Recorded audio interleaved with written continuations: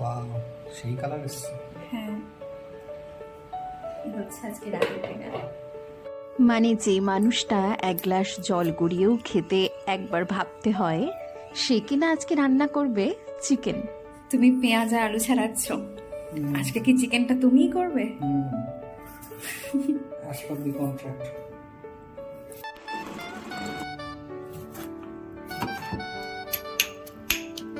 পেঁয়াজ কেটেছি, তারপরে এখানে পেস্ট করেছি আদা আর লঙ্কা। আচ্ছা, আদা লঙ্কা না, মানে রসুন আর লঙ্কা, হ্যাঁ এই যে ভালো করে পেস্ট করে নিয়েছি। হ্যাঁ আর এখানে টমেটো কেটেছি, হ্যাঁ। আর আরও কিছু কাঁচা লঙ্কা আছে ঝাল হওয়ার জন্য, এখানকার লঙ্কা বিশাল ঝাল।